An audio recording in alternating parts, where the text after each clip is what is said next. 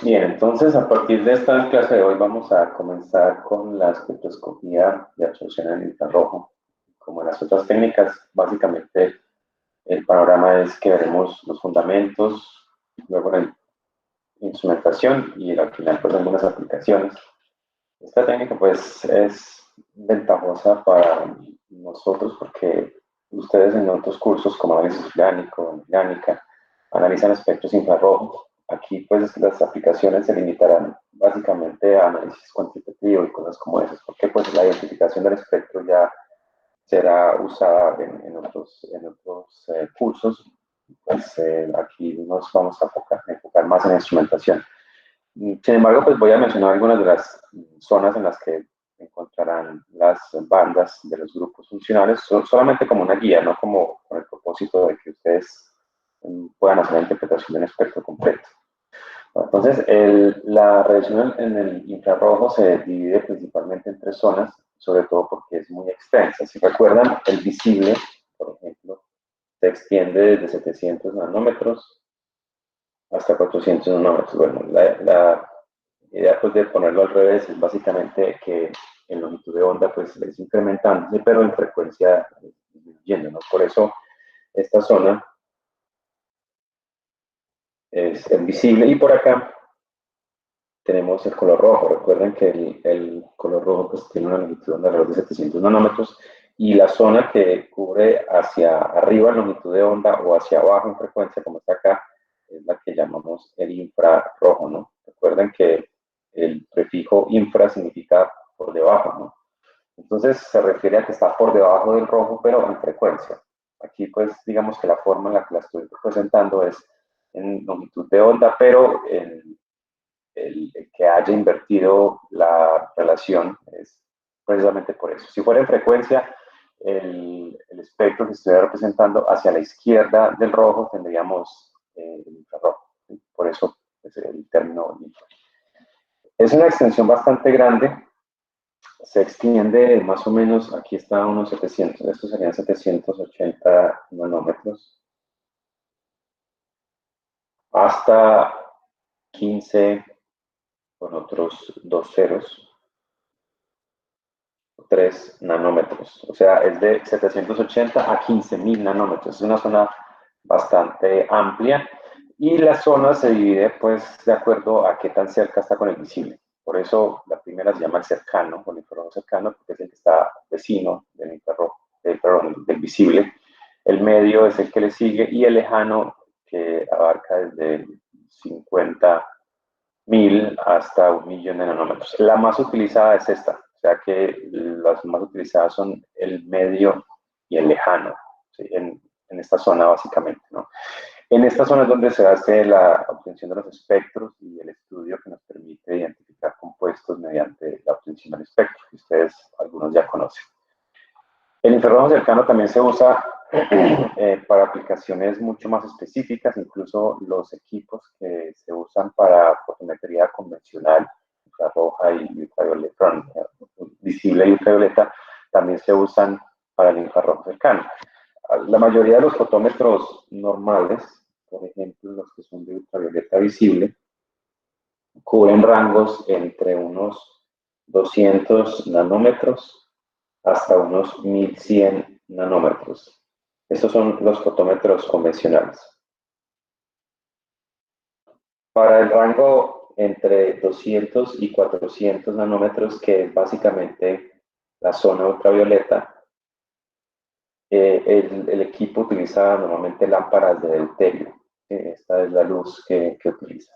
Y el resto, es decir, entre 400 y 1.100 nanómetros, la instrumentación es la misma, solamente que es una lámpara de tungsteno, como ustedes las conocen. Las lámparas de un filamento de tungsteno, pues me hizo falta una G.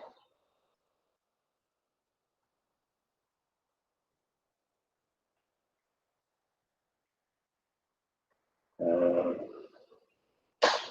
no, eso no es lo que quería hacer. Creo que es más fácil de hacer desaparecer la tinta. Listo. Tungsteno.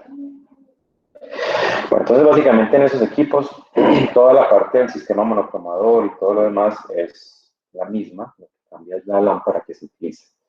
Las aplicaciones pues, son similares a aquellas del ultravioleta y el visible, es decir, cuantificación de compuestos que absorben en el infrarrojo. En cuanto a la zona del infrarrojo medio, hasta hace unos 50 años se utilizaban equipos dispersivos. Lo que se conoce como equipo dispersivo es básicamente algo que tiene un selector de longitud de onda. Esto es un sistema dispersivo. ¿Recuerdan que uno de los tipos de selector de longitud de onda más comunes son las rejillas de difracción, en la que se aprovecha la dispersión de la radiación para seleccionar un rango de longitud de onda pequeño? Entonces, cuando me refiera a un equipo dispersivo, estoy haciéndolo a un equipo que tiene algún tipo de selector de longitud de onda. Una rejilla de difracción principalmente, porque recuerden que hay otros tipos de selectores de longitud de onda, como filtros, ¿no? En la que básicamente es un cristal o un vidrio que deja pasar un rango de longitud de onda determinado, ¿no? La diferencia pues está en el principio que usa cada uno de esos instrumentos para seleccionar la longitud de onda. Un sistema dispersivo tiene un ancho de banda más pequeño, pues se utiliza normalmente rejillas de difracción, mientras que un filtro es simplemente un vidrio de un color determinado, si es visible, que se coloca y deja pasar solamente un rango, aunque pues el ancho de banda, si se puede hablar de ancho de banda, es mucho más grande. Estaremos hablando de 50 o 100 nanómetros, mientras que el ancho de banda de un selector dispersivo puede ser del orden de 1 o 2 nanómetros. Estos fotómetros que tienen filtros, se llaman filtros de interferencia, se utilizan normalmente para aplicaciones específicas, por ejemplo, para la medición de los gases de combustión. En los centros de diagnóstico automotor que hacen análisis de los gases de combustión de los vehículos utilizan unas técnicas de infrarrojo. Son equipos de infrarrojo que están provistos de filtros y esos filtros específicamente son diseñados para que dejen pasar radiación que será absorbida por los gases de combustión, como el CO, el CO2 y los óxidos de nitrógeno. Esos equipos son equipos sencillos y son construidos específicamente para una aplicación. Y normalmente el filtro no se cambia, ¿no? Hay algunos pues, que se pueden intercambiar, pero digamos que en sitios donde necesitan una aplicación tan específica, el fotómetro ya viene con el filtro y ellos simplemente corran las muestras y no tienen que preocuparse por cambiar el filtro. Bien, la aplicación más avanzada que se ha alcanzado con los equipos para infrarrojo es la introducción de esto, que está aquí, la transformada de Fourier, que es básicamente una técnica matemática o es un procesamiento de la señal. Veremos que estos son los equipos que comercialmente son más utilizados, sobre todo porque se pueden utilizar para muchas aplicaciones y la principal ventaja que presentan esos equipos es en cuanto al tiempo de análisis comparado con un equipo dispersivo. Veremos pues en qué consiste la transformada de Fourier, pero básicamente es un equipo dispersivo. A ver si por aquí lo puedo dibujar un poquito. Yo tengo la fuente, que esto es un equipo dispersivo. Después pues tengo la fuente, tengo el sistema selector de longitud de onda. Luego tengo la muestra y luego tendré el sistema de detección. Esto es lo que sucede en un equipo dispersivo. Si observan, el diseño es, por lo menos en bloques, igual al de un fotómetro convencional. Tenemos la fuente, que emite el tipo de radiación, el selector de longitud de onda, y a la muestra llega solamente un tipo de longitud de onda a la vez. Y aquí se tiene pues, el detector. Si el propósito de esto es obtener un espectro, que es la relación entre la longitud de onda y, por ejemplo, la absorbancia o la transmitancia, recuerden pues que esto tiene una forma característica, el equipo dispersivo precisa de seleccionar a la vez cada una de las longitudes de onda de las que se constituye el espectro. Es decir, creo que ustedes han hecho, o los harán, no sé si alcanzaron, a hacer un barrido espectral o un barrido de una muestra en la que básicamente se coloca el blanco, se ajusta el cero y se coloca luego la muestra y se toma un punto de la absorbancia a una longitud de onda. Luego hay que sacar las celdas, cambiar la longitud de onda, volver a ajustar el blanco y volver a poner la muestra y hacerlo punto a punto. Eso, por ejemplo, en el visible, que si le estamos tomando un espectro entre 400 y 700 nanómetros, si alguno de ustedes lo ha hecho, más o menos cuánto tarda el proceso de obtener todo ese barrido, si van, por ejemplo, de 10 en 10 nanómetros. ¿Alguien lo ha hecho? Más o menos cuánto tarda.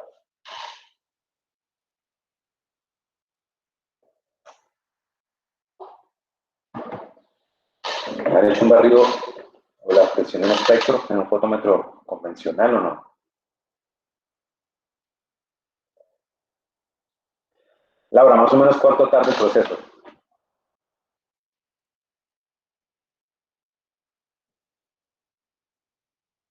Laura contestó que sí lo había hecho. Entonces... Uy, 40 minutos, ¿no? Laura, usted sí está un poquito lenta, yo creo. Bueno, pero yo diría que entre unos 20 minutos, 25, algo así. Sí, como 20 minutos, algo así. Eh, y imagínense que están haciendo solamente un barrido de unos, de 300 de 400 a 700, son solamente 300 nanómetros. Ahora imagínense hacer un barrido en un rango que es 4 o 5 veces mayor. Eso tomaría mucho tiempo. Bueno, hay algunos equipos, incluso fotómetros, que tienen una forma automática de hacerlo. Entonces, básicamente, ellos primero, ustedes colocan el blanco y el equipo hace todo el barrido en el rango, ajustando el cero, registrando pues internamente las absorbancias a cada uno de ellos. Y luego coloca la muestra y hace el barrido. O sea, digamos que ese equipo lo puede hacer en 5 minutos. ¿Sí? Los equipos que tienen, son fotómetros normales, no estoy hablando de los fotómetros con radiación infrarroja. Bueno, cuando un equipo de estos hace un barrido dispersivo, el tiempo de análisis es de más o menos unos 20 minutos. Pues haciéndolo automáticamente y en un rango tan grande como la zona media del infrarrojo. O sea, el tiempo de análisis es de unos 20 minutos. En un equipo con transformada de Fourier, se conoce como FT de Fourier Transform, estos equipos tienen un sistema similar, tienen una fuente, pero no tienen selector de longitud de onda. Entonces, básicamente, después de esto, a la muestra le llegan todas las longitudes de onda o las frecuencias al mismo tiempo y luego llegan al detector. Aunque bueno, por acá hay un equipo especial, pues no lo voy a dibujar acá, pero básicamente el siguiente paso es el procesamiento de la señal. Y de ahí sí se obtiene el espectro, que es una relación entre la absorbancia y la longitud de onda. Un equipo de estos puede tomar varios espectros en menos de un minuto. Incluso puede tomar el espectro varias veces y sacar un promedio. ¿Sí? Entonces, básicamente, la ganancia con esta tecnología de la transformada de Fourier fue en tiempo de análisis y también en resolución. Se pueden obtener espectros mucho más definidos. Veremos pues la diferencia entre los dos equipos, pero digamos que este es el panorama. Los dispersivos utilizan un selector de longitud de onda. Los de transformada de Fourier, FT, no lo utilizan, pero la clave está acá, entre la relación entre el procesador de la señal y el detector. Y veremos pues que precisa de una parte que se conoce como un interferómetro. Veremos cómo funciona un interferómetro. Entonces este es el panorama de la técnica como tal y vamos pues a pasar a ver algunas de las aplicaciones, pero los fundamentos. Es así, tiene que ser una presentación aquí. Bueno, hasta ahí cómo van, qué preguntas tendrían antes de que continuemos. Bueno, aquí hay un problema. A ver, aquí. Aquí necesito desactivar. No, ese no. Bueno, creo que aquí voy a tener que desconectar la otra pantalla. Sí.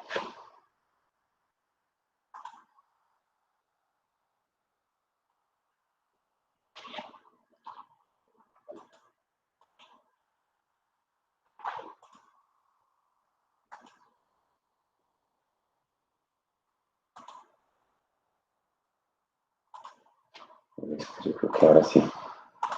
Bueno, entonces aquí hay una presentación que pues no voy a mostrar en PDF porque muestra algunas animaciones que son importantes para el propósito de esto, ¿no? Aquí de nuevo está presentada el rango del espectro que incluye las tres zonas que son de utilidad para análisis químico. El ultravioleta por acá a la izquierda del color violeta. Recuerden que el prefijo ultra significa más allá. De hecho, esto debería estar, no sé si invertido, ¿no? Porque derecha o izquierda, normalmente hacia la derecha se incrementa y hacia la izquierda disminuye, ¿no? Pero si observan acá la representación de onda, lo que trata de mostrar es que la radiación ultravioleta tiene una frecuencia mayor, o sea, una longitud de onda más corta.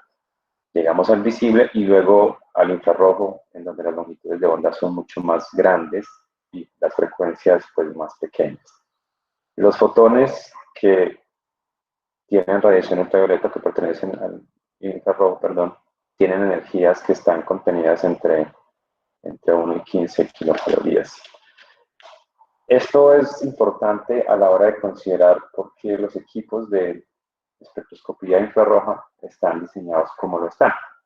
A ver, por acá tenemos que la radiación ultravioleta tiene más energía. Recuerdan pues que básicamente la energía de un fotón está dada por la ecuación de Max Planck. Creo que, bueno, aquí está. La energía es la constante de Planck por la frecuencia y recuerden que la relación entre la frecuencia y la longitud de onda es inversa, ¿no? La longitud de onda es inversa y ambas están relacionadas por la velocidad de la luz, ¿no? Si yo multiplico la frecuencia por la longitud de onda, pues esto me da la velocidad de la luz, entonces de acá podría despejar que la frecuencia es la velocidad de la luz dividido por la longitud de onda.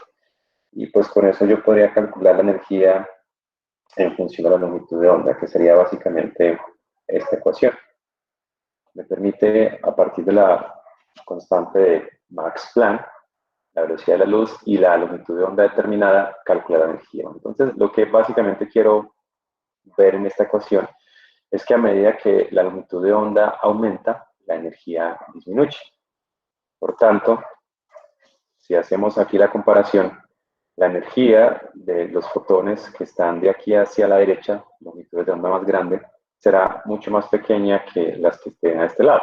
Por eso, digamos que en orden de cantidad de energía, el ultravioleta tiene mayor energía que el visible y a su vez el visible mayor energía que el infrarrojo.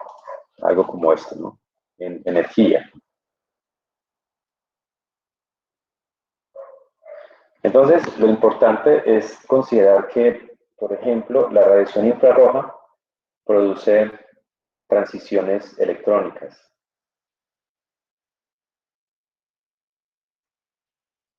Lo mismo que la radiación infrarroja, pero invisible. Recuerden que en la solución atómica vimos que cuando un átomo absorbe radiación en el visible, los electrones internamente pasan a estados de energía mayores, ¿no? Y eso hace que la configuración del átomo cambie y estamos hablando de un átomo que ya no está en su estado fundamental, sino en su estado excitado.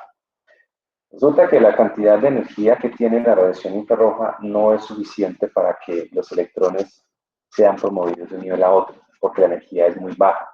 Entonces, en lugar de que haya una transición de electrones dentro de los niveles de energía de los átomos que constituyen una molécula, la radiación del infrarrojo es solamente suficiente para provocar cambios energéticos que están relacionados básicamente con la vibración de una molécula. Los sistemas físicos que tienen equilibrios de fuerzas presentan vibraciones que pueden ser de una magnitud muy pequeña. Todos los sistemas mecánicos, por ejemplo, los puentes, que son sistemas grandísimos de una masa grande, están sometidos a fuerzas de tensión, por ejemplo, de los cables o de la misma estructura como tal. Cada una de esas estructuras, los edificios, sobre todo los que tienen masas considerables, tienen vibraciones naturales que están provocadas por ese equilibrio de fuerzas que internamente se presenta en la estructura. Cada una de esas estructuras tiene una frecuencia de vibración o de movimiento particular, que se conoce como la frecuencia natural de oscilación. Solamente que, digamos que la amplitud de la oscilación no es tan grande como para que sea percibida fácilmente. Pero no sé si han estado, por ejemplo, detenidos en un vehículo o caminando por un puente, tal vez como el viaducto, y cuando los carros pasan a través de él hay un movimiento, una vibración que se puede percibir. Esa es la vibración natural producida por un pequeño cambio en el equilibrio de fuerzas que provoca un vehículo al pasar. Entonces, lo que hace la radiación infrarroja es similar, solamente que aumenta la amplitud de la vibración natural. Pero pues hay condiciones especiales para que eso suceda. Esa frecuencia natural es característica de cada sistema físico y pues las moléculas son básicamente eso. Cuando una molécula está constituida de átomos que están enlazados, podríamos decir que esos enlaces serían como los cables del puente, sosteniendo dos masas, la masa de un átomo y la masa del otro. Entonces, esa energía potencial que está acumulada en ese enlace hace que ese enlace particularmente tenga una frecuencia natural de vibración.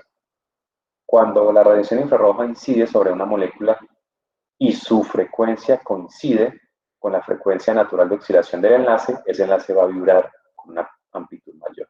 Entonces, básicamente, las transiciones energéticas que produce la radiación infrarroja son cambios en la vibración de una molécula. Y pues esos cambios en la vibración de una molécula pueden hacer que el átomo pues vibre más rápido o vibre con una amplitud mayor. No sé si han escuchado el caso de puentes que se han caído, porque la frecuencia, por ejemplo, del viento que pasa a través de él coincidió con la frecuencia natural de oscilación del puente, lo que hace que aumenten las oscilaciones y eso pues da lugar a que la estructura finalmente colapse. No sé si han escuchado algo de eso. Hay incluso algunos videos y puentes y frecuencia. Algo por ahí que podamos ver.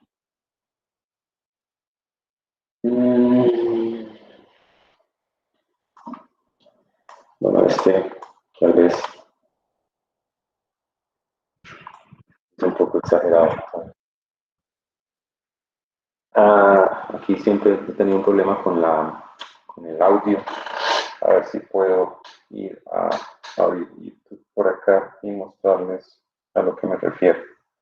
Digamos que ese es un ejemplo macro de lo que sucede por allá en el mundo molecular, pero pues digamos que la idea es similar.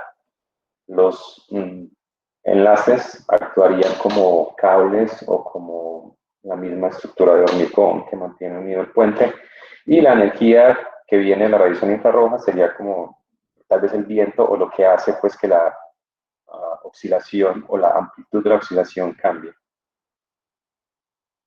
Resonancia en puentes colgantes se llama esto ahora.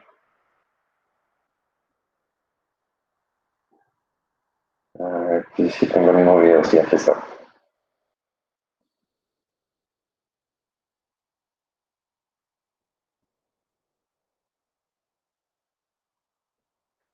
Bueno, entonces voy a cambiar a esta vista y voy a aumentar el volumen para que ustedes puedan escuchar. Pero en noviembre de 1940 ocurrió algo que cambiaría este tipo de puentes para siempre. El puente de Tacoma Narrows en el estado de Nueva York se inauguró en julio de 1940 y saltó a la fama instantáneamente. Bautizado con el nombre de Galloping Gertie, el puente que acababan de inaugurar comenzó a oscilar incontrolablemente. que se me erice el pelo de la nuca solo con pensarlo, porque no apetece nada ir allí. Es algo realmente horrible. El 7 de noviembre de 1940, Galloping Gertie se desmoronó. Para los diseñadores nada volvería a ser igual. El desmoronamiento del puente de Tacoma Narrows fue un toque de diana para los diseñadores de puentes colgantes. Por procurarles vender, habían subestimado la fuerza del viento. El misterio estaba en el hecho de que el puente Tacoma había sido diseñado para resistir vientos de 200 kilómetros por hora. Sin embargo, la velocidad del viento el día 7 de noviembre de 1940 era de solo 65 kilómetros por hora. La clave para desentrañar el misterio se encontraría en un fenómeno llamado frecuencia natural. Natural frequency. La frecuencia natural es algo que le resultará muy familiar a cualquier persona a la que le guste la música. Es la nota que emite algo. Si pulsas la cuerda de una guitarra o de un violín, oyes una nota que tiene una frecuencia concreta. Y ocurre lo mismo con los puentes. Aquí tenemos tres estructuras. Cada una de ellas tiene una frecuencia natural distinta. La frecuencia natural es la frecuencia a la que quiere vibrar si la pulsas. Y aquí tenemos una frecuencia natural muy lenta. Aquí tenemos una muy rápida y aquí una intermedia. En esta prueba, la frecuencia natural del puente de Tacoma Narrows es más semejante a la lenta. Cuando los vientos impactan sobre un puente, crean muchos torbellinos llamados vórtices. Los problemas empiezan cuando dichos vórtices tienen la misma frecuencia natural que el puente.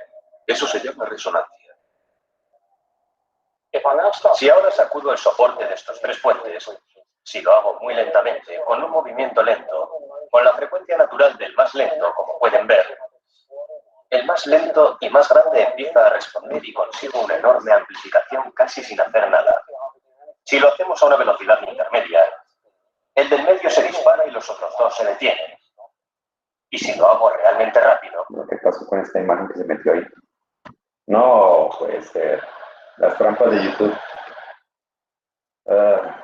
Volvamos otra vez. Del siglo XX, no sabían reconocer los valores del puente colgante. Vamos a concretar. Y ocurre lo mismo con los puentes. Aquí tenemos tres estructuras. Vamos a adelantarlo un poco. En esta prueba, la frecuencia natural del puente de Tacoma Narrows es más semejante a la lenta. Cuando los vientos impactan sobre un puente, crean muchos torbellinos llamados vórtices. Los problemas empiezan cuando dichos vórtices tienen la misma frecuencia natural que el puente. Eso se llama resonancia.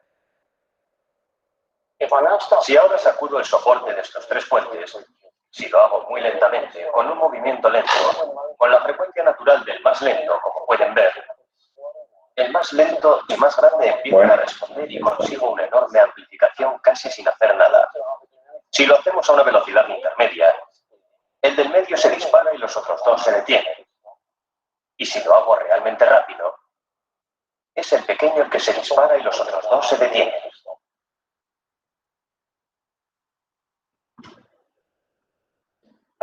Cuando una fuerza se aplica repetidamente a un sistema con la frecuencia natural del mismo, el resultado es la aparición de oscilaciones de gran amplitud. Bueno, entonces básicamente lo que quería mostrarles pues con el video es que la frecuencia natural de oscilación se presenta también en las moléculas.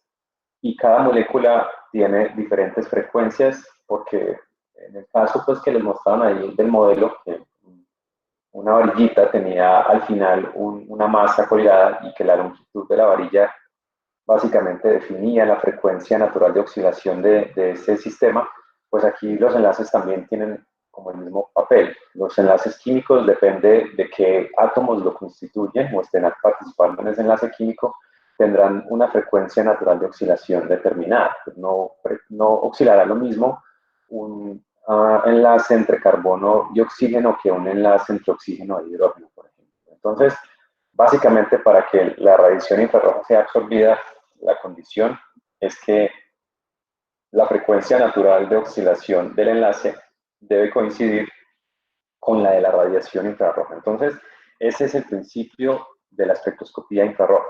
La radiación infrarroja es capaz de producir cambios energéticos en la vibración, sobre todo en la amplitud, porque recuerden que la frecuencia como tal es característica del sistema, así como mostraban pues lo del puente. El puente tiene una frecuencia natural de oscilación y aunque ese día el viento no era más que de 60 kilómetros por hora en lugar de ser 200, que fue para el máximo, la máxima velocidad que fue diseñada el puente, pues resultó que la frecuencia de ese viento de oscilación coincidió con la frecuencia natural del puente y eso hizo que el puente entrara en resonancia. Entonces, básicamente es esa analogía con las moléculas. Una molécula tiene una frecuencia natural de oscilación y si la radiación que incide tiene una frecuencia igual a su frecuencia natural de oscilación, pues esa molécula va a vibrar. Y en el momento que vibra con una amplitud mayor, allí es que se presenta la absorción de la radiación.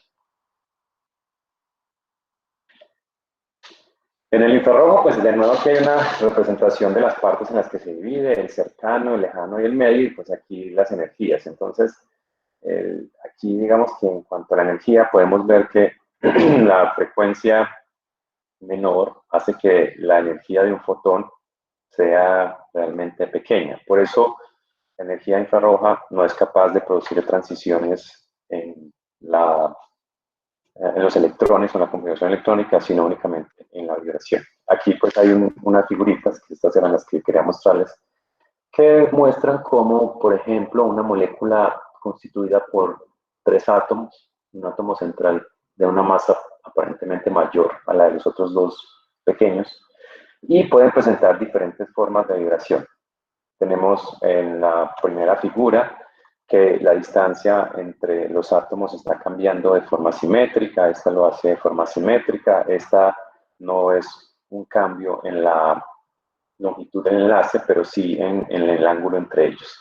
Estas son posibilidades de cambios en o de vibraciones, de modos de vibración en una molécula, que dependerá también de cuántos átomos están constituyendo esa molécula. Veremos pues que algunas moléculas, sobre todo las que presentan formas lineales, tienen menos posibilidades de vibración, debido pues a la restricción que sugiere que la molécula sea lineal y que no haya posibilidad de que los ángulos de enlace cambien. Entonces, básicamente, la radiación infrarroja no produce transiciones electrónicas, pero sí produce cambios en los estados vibracionales y rotacionales, porque los enlaces también pueden rotar, sobre todo los enlaces sencillos. Aquí pues está el principio fundamental. Dice que si la frecuencia coincide con la frecuencia de vibración natural de la molécula, tiene lugar una transferencia neta de energía que provoca un cambio en la amplitud, ¿sí? Lo que se conoce pues como la resonancia, lo que ustedes vieron en el puente con esos efectos catastróficos. Para poder que una molécula absorba radiación, hay un cambio en el momento dipolar. Por eso veremos que la condición para que una molécula absorba radiación en infrarrojo es que tenga un dipolo. Recuerden que un dipolo se produce cuando hay un desbalance en las fuerzas que constituyen un enlace químico. Por lo tanto, por ejemplo, moléculas como O2, en las que el enlace está constituido por los mismos 2 átomos, no hay un desbalance de fuerza. Sería algo como esto. Tenemos una molécula de O2, es un enlace doble entre 2 átomos de oxígeno, y pues aquí los electrones no enlazantes. El enlace básicamente tiene la misma diferencia de electronegatividad, porque los 2 átomos son exactamente iguales. Entonces, el dipolo, que recuerdan que se representa por esta delta, es igual a 0, que es el resultado de la fuerza neta, ¿no? Entonces, una molécula como estas es inactiva en el IR. Significa que el O2 y otras, por ejemplo, como el N2, el H2, son inactivas en el infrarrojo, porque no hay un desbalance o un dipolo. Esa es la condición principal para que una molécula pueda absorber. Debe haber un cambio instantáneo en el dipolo. Una molécula de O2 o N2 o H2 no tiene esa posibilidad. Los tipos de posibles vibraciones que pueden darse en una molécula dependen de cómo cambie el movimiento relativo de los átomos dentro de la molécula. Entonces existen básicamente 2 categorías de esas vibraciones: las vibraciones de tensión, también conocidas como de enlongamiento o de estiramiento, y las fuerzas de flexión. Las de tensión básicamente se pueden reconocer porque existe un cambio en la longitud del enlace. Es decir, la distancia entre los átomos cambia. Ese movimiento sería un movimiento de tensión o de alargamiento, extensión también, mientras que una vibración por flexión se reconoce porque el ángulo de enlace está cambiando en algún punto de referencia dentro de la molécula. Y pues existen básicamente 4 tipos. Aquí están: tijereteo, balanceo, aleteo y torsión. Los nombres son un poco explícitos, pero creo que es mejor verlo. Estas son las 2 formas en las que se pueden presentar las vibraciones por tensión. Aquí a la izquierda pueden ver una tensión simétrica en la que, por ejemplo, 2 átomos cambian al mismo tiempo la longitud de enlace con respecto al átomo central. Mientras que a la derecha pueden ver una vibración por tensión asimétrica. Alternadamente, los 2 átomos cambian la longitud de enlace. Entonces, estas vibraciones son en el mismo plano. Observen pues que aquí básicamente lo que está pasando es que las distancias entre los átomos están cambiando, ya sea simultáneamente o alternadamente. Estos son los dos tipos de vibraciones por tensión que se pueden presentar. Por flexión tenemos estas 4.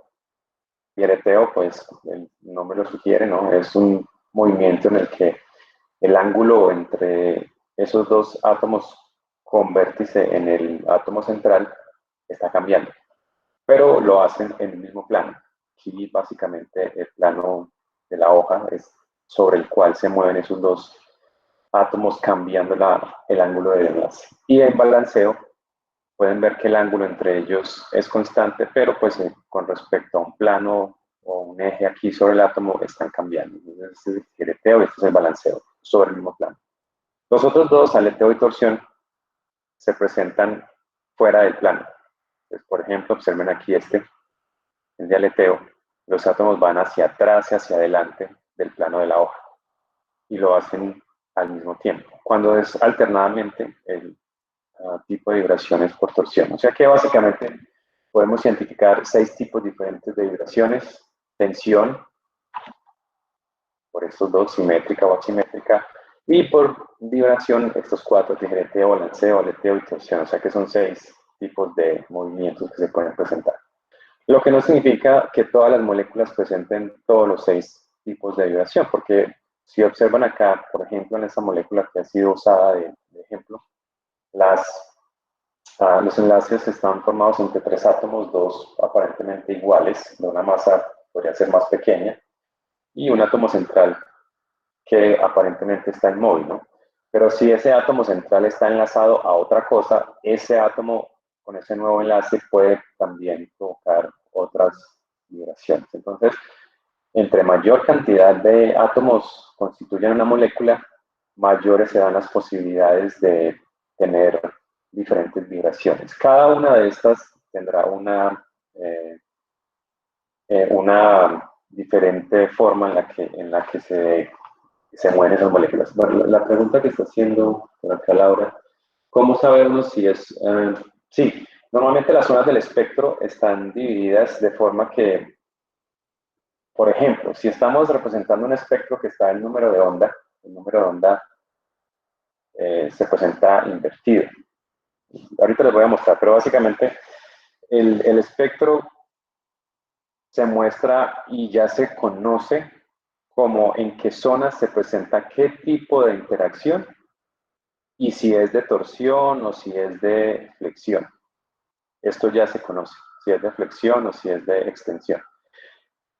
Ya se ha identificado por grupos funcionales, por ejemplo, que la banda entre el carbono y el hidrógeno se presenta alrededor de 2500 centímetros al menos, que es el número de onda. Eso sí se puede conocer. Digamos que ya está definido, ya se ha estudiado qué tipos de interacciones y de movimientos se presentan en ciertos enlaces y en qué zona del espectro, en frecuencia o en número de onda o longitud de onda se encuentran. ¿Sí? Ahorita les voy a mostrar que los espectros pueden decir, si ustedes analizan un espectro, decir, por ejemplo, esta es una interacción entre carbono y hidrógeno y está presente más o menos entre 2500. Entonces, si hay una banda en ese punto, significa que el compuesto que ustedes están analizando tiene un enlace carbono-hidrógeno. Pero sí, eso sí se sabe.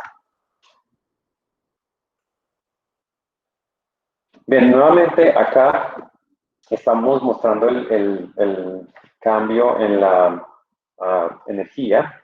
En las otras técnicas espectroscópicas, el estado de alta energía era producido por transiciones electrónicas, pero aquí no. Recuerden que aquí el estado de alta energía es un estado de alta energía vibracional, en donde la longitud o la amplitud de la vibración está siendo aumentada. Entonces, lo que hace un fotón de radiación infrarroja es pasar la molécula de un estado de baja energía vibracional a un estado de alta energía vibracional. No se cambia la frecuencia, lo que se cambia es la amplitud con la que oscila. El puente ese que se cayó, cuando se cayó, seguía vibrando a su frecuencia natural, solamente que la resonancia hacía que la amplitud de esa oscilación fuera mucho más grande y pues eso fue lo que hizo que la estructura colapsara. No la frecuencia como tal, sino la amplificación de esa vibración. Es importante, y ya pues aquí nuevamente les insisto, que haya un momento dipolar en la molécula para que exista absorción de radiación infrarroja. Esta, por ejemplo, es una representación de una molécula lineal, específicamente, por ejemplo, del CO2. Recuerden que el CO2 básicamente está constituido por enlaces dobles entre el carbono central y los dos oxígenos que hay a los lados. Aunque la molécula es lineal y podríamos pensar que hay un equilibrio de fuerzas, pues el hecho de que cada uno de esos dos átomos sea diferente genera un dipolo. Y recuerden, la condición para que haya absorción en infrarrojo es que la molécula tenga dipolos. Por lo tanto, tenemos aquí que el enlace de la derecha puede cambiar acortándose, es decir, de acuerdo a las formas de vibración que vimos como una tensión. Pero al mismo tiempo el enlace de la izquierda se elonga. Entonces tenemos que la molécula puede vibrar en este eje simplemente cambiando de esta forma. Lo que sería pues similar sería si tenemos el átomo en el centro y los dos van hacia afuera y hacia adentro, tenemos una tensión simétrica. Aunque la molécula sea lineal, la existencia de ese dipolo provoca que la molécula pueda vibrar y que pueda absorber radiación del infrarrojo.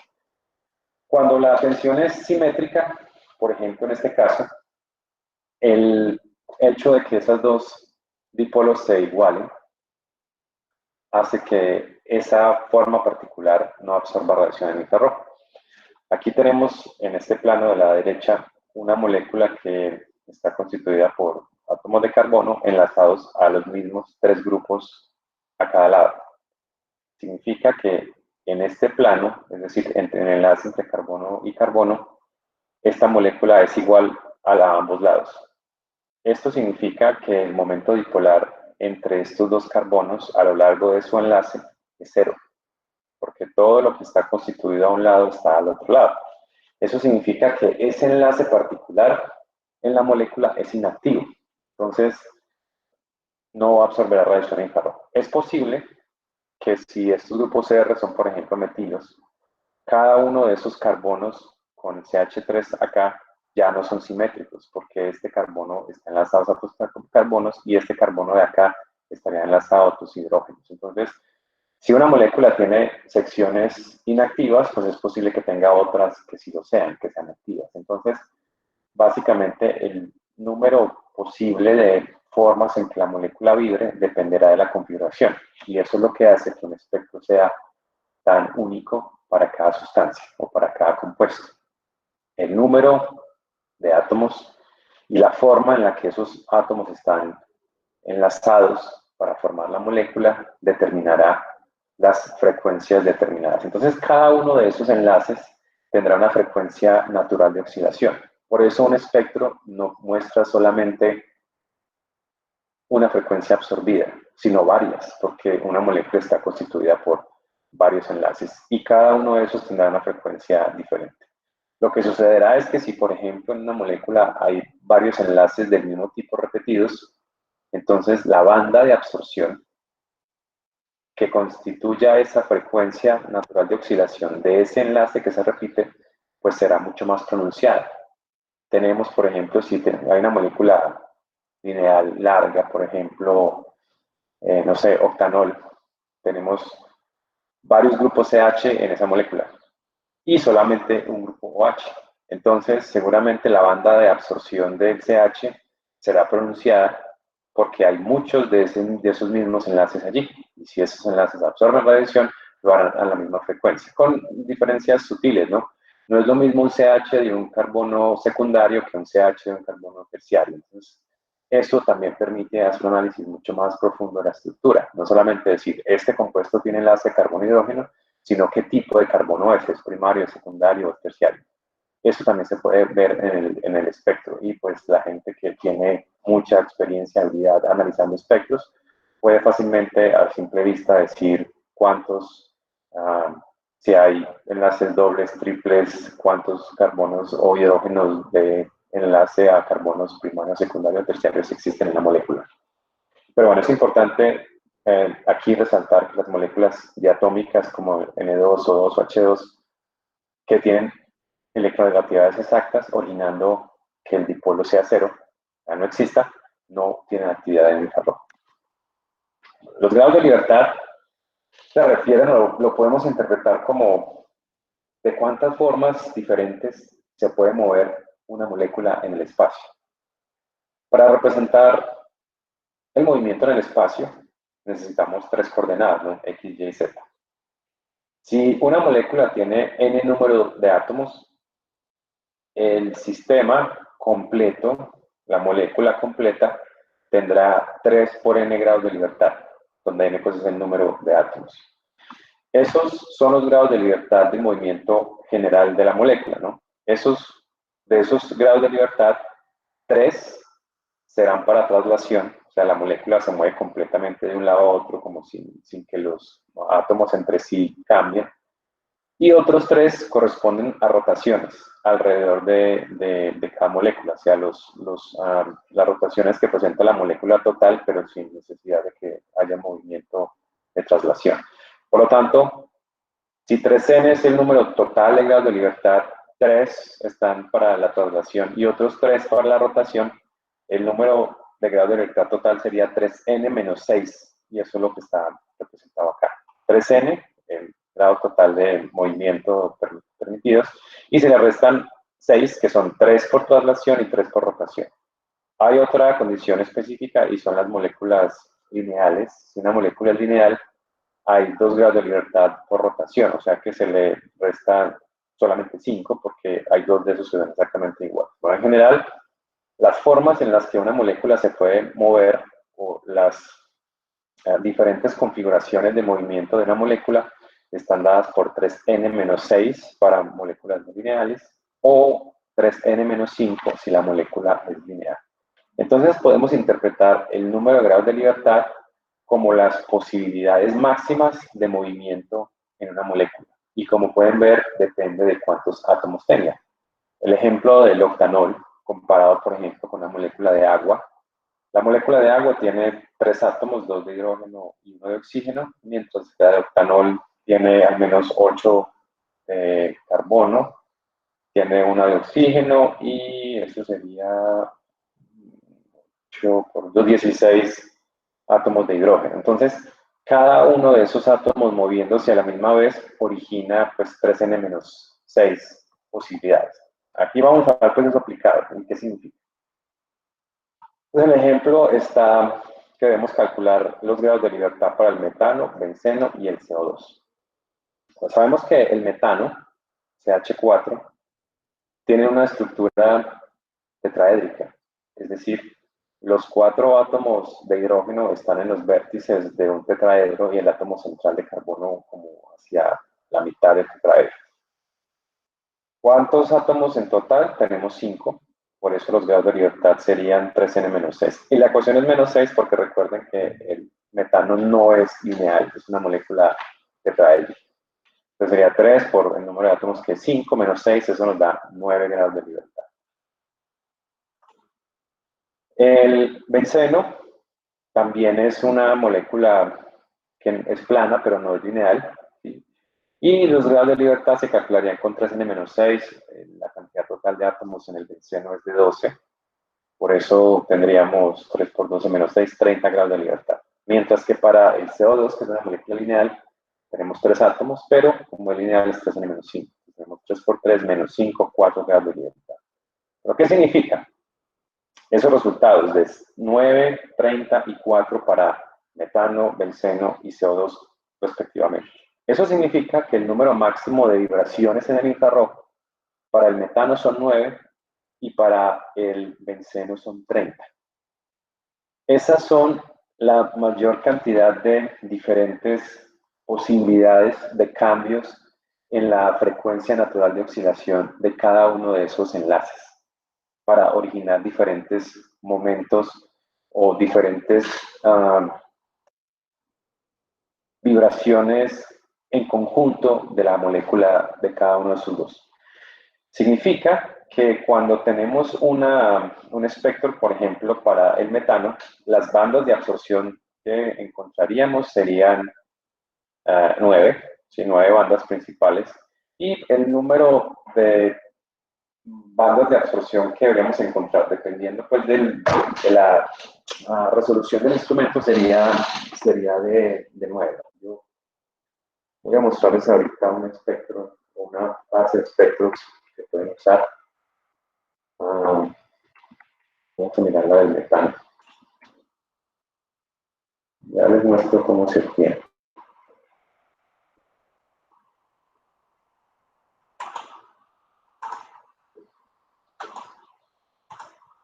Bueno, también depende pues como del ruido instrumental que exista, pero bueno, yo creo que es más fácil buscar el del CO2. Ya les voy a mostrar cómo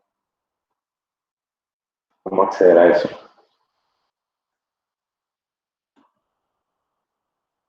Bueno, la página es del NIST, NIST, es el Instituto Nacional de Estándares y Tecnología.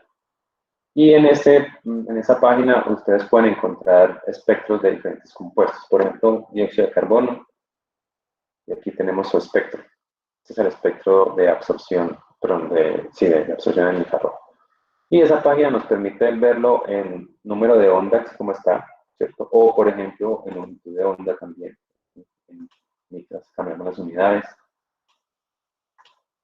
También podemos mostrarlo en orden inverso, porque observen que está en número de onda, pero a la izquierda está el mayor y va descendiendo hacia la derecha. Que esta es la forma más usual en la que se presenta un espectro. Es decir, en el eje vertical, número de onda, decreciendo de izquierda a derecha, y en el eje vertical tendríamos transmutancia. También podemos cambiarlo a absorbancia, como este es el caso, ¿no? En cualquiera de los dos, pues la utilidad es la misma. Entonces, recuerden que aquí habíamos visto que para el CO2 tendríamos 4 grados de libertad. ¿Sí? Según los grados de libertad, el CO2 podría tener 4 vibraciones, pero una de ellas es inactiva por simetría, ¿sí? Lo que significa que el número máximo de picos que se puede dar, dependiendo de la resolución, es de 3. Entonces, miremos acá con esto. Aquí tenemos estas diferentes frecuencias. Los picos principales, aquí tenemos uno, por acá otro, y estas pequeñas, digamos, como anomalías, si quieren verlo, o los efectos que tiene el espectro, ya sean transmitancia o una absorbancia, normalmente están relacionados con el ruido instrumental o con la superposición de bandas de vibración. Entonces, básicamente aquí pueden ver uno, este otro grupo 2 y este grupo 3 serían las bandas de absorción principales para el CO2. Sin embargo, pues la presencia de estas otras pequeñitas es por cuestiones instrumentales y también por la resonancia del mismo enlace. Por ejemplo, en el CO2 podemos apreciar que este pico central corresponde al enlace carbono-oxígeno. Aquí, enlace sencillo. La pregunta que hacía Laura ahora, por ejemplo, si buscamos, y les voy a mostrar cómo buscar, por alguna razón esto debería funcionar así. Uno puede buscar por el nombre químico o por la fórmula, pero yo lo intenté ayer y no funcionaba. A ver, el metano. Se supone que aquí está el espectro infrarrojo y uno debe darle clic y verlo, pero no sé por qué no funciona. Entonces, lo que les sugiero que hagan es escribir esto, NIST, Webbook, IR Spectrum, y a continuación escriben el nombre del compuesto, por ejemplo, metano. Y cuando les abra el primer resultado de la búsqueda, es el que sí tiene el espectro al final. No sé por qué directamente en la página no se llega allá. Este es el espectro infrarrojo del metano. El metano pues está constituido básicamente solo por carbonos, el carbono enlazado con hidrógeno, ¿no? Esta zona de alrededor de 3000 de acá es la de extensión, es decir, el cambio en la longitud del enlace entre CH. Esto que acá es la banda de absorción debido al estiramiento o la tensión entre carbono e hidrógeno. Ya esta zona de acá corresponde a las otras interacciones de flexión. Entonces, en el espectro sí es posible encontrar dónde se encuentran cada uno de esos tipos de vibraciones. En el metano, por ejemplo, al lado izquierdo, estas bandas de acá son por la tensión entre carbono e hidrógeno, mientras que estos de acá son los resultados de flexión. Entonces, sí hay zonas del espectro donde específicamente se encuentran cada uno de esos tipos de interacción. Voy a ampliarlo para que lo comparemos con otro cercano, tal vez el butano. El butano, pues que la diferencia básicamente es que tiene más átomos y vamos a mirar pues qué diferencias o qué similitudes hay entre los dos.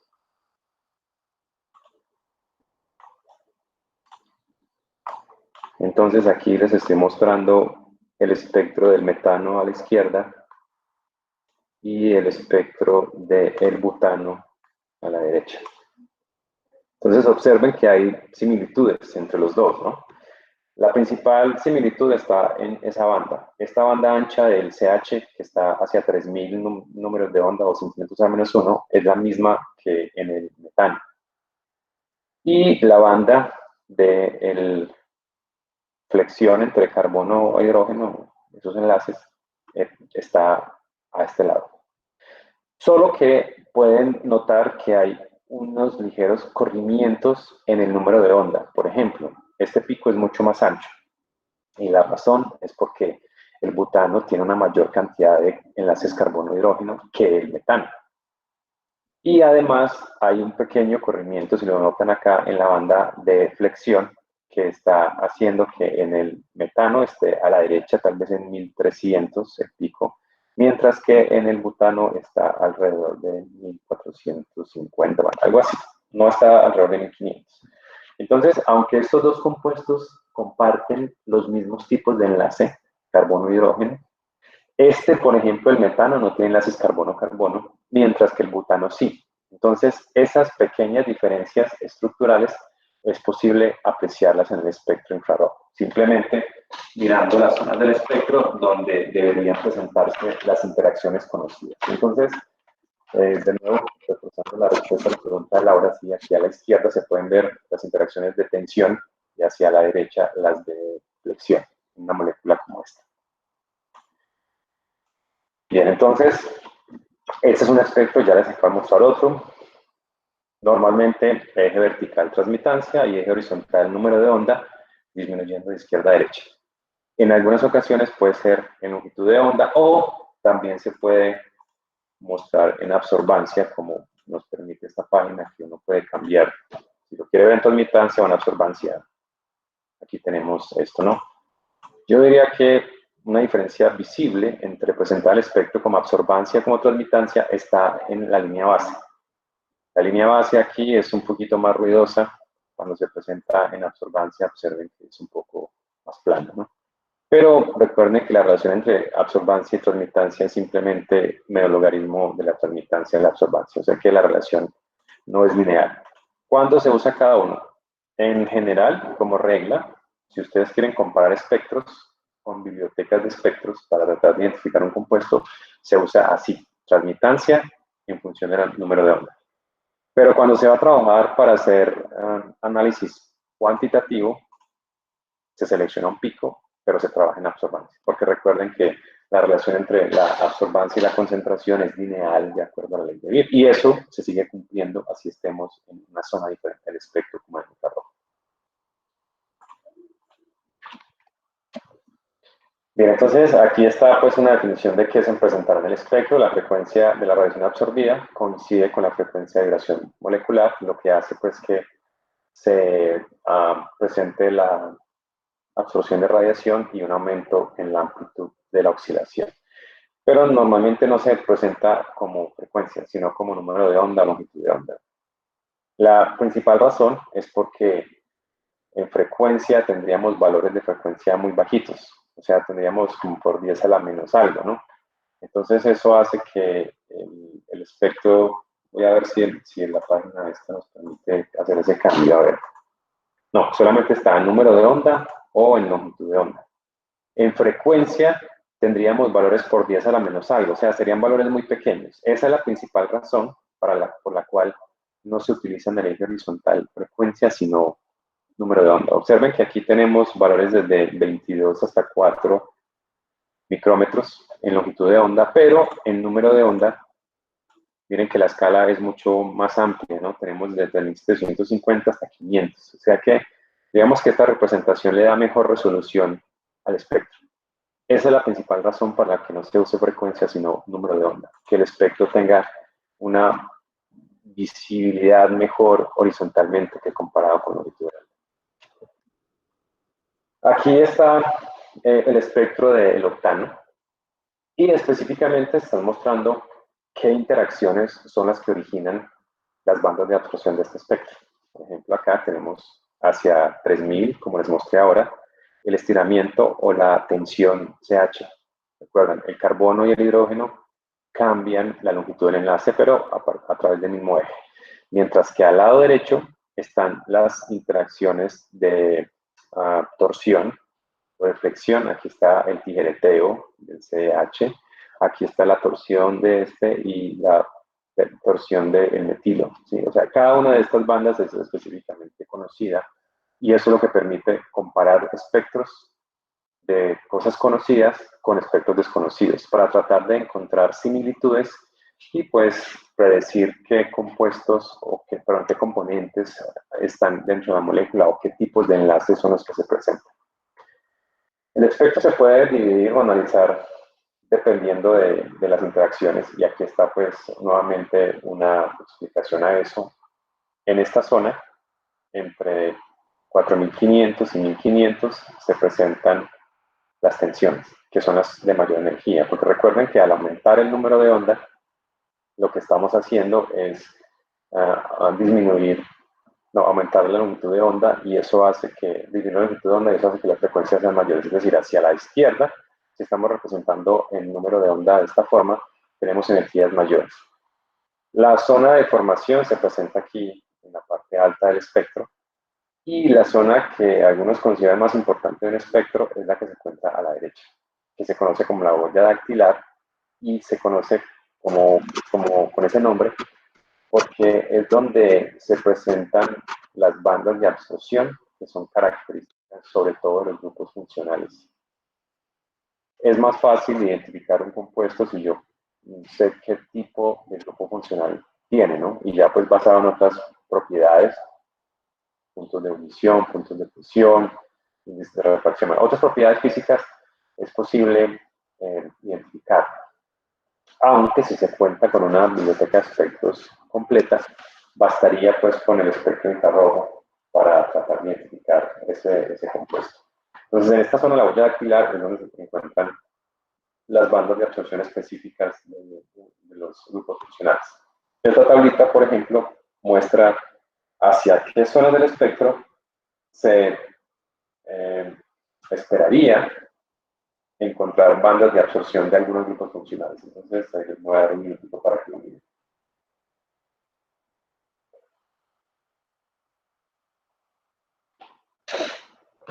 Esto sirve como guía para tratar de identificar un compuesto. Entonces, a ver, yo quiero hacer aquí un ejercicio con ustedes.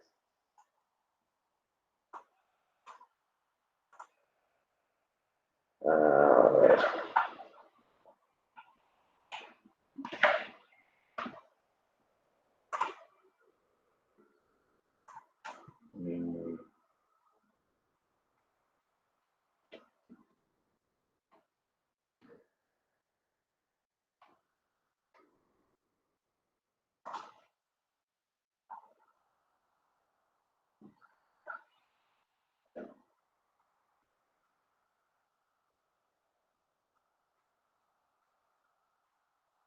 No salió.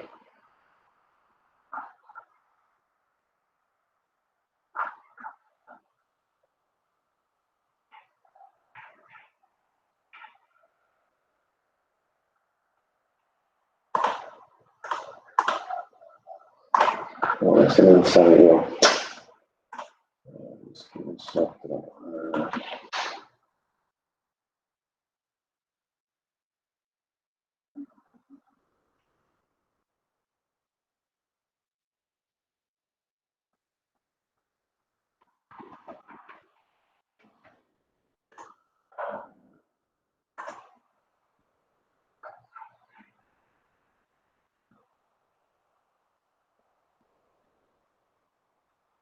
Bueno, entonces aquí tengo un espectro de un compuesto, a ver, no sale el nombre, no.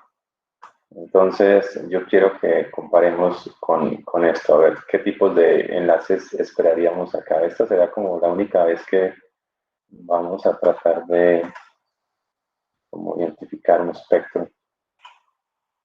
Ah,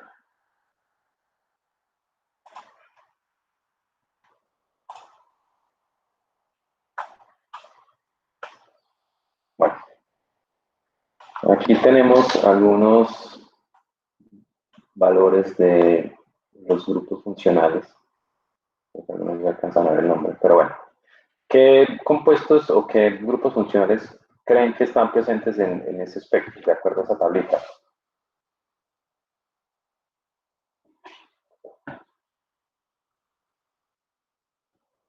Lo que yo espero que hagan es que miren los picos, dentro de qué zona están, y los comparen con esta tablita para tratar de mover esa molécula.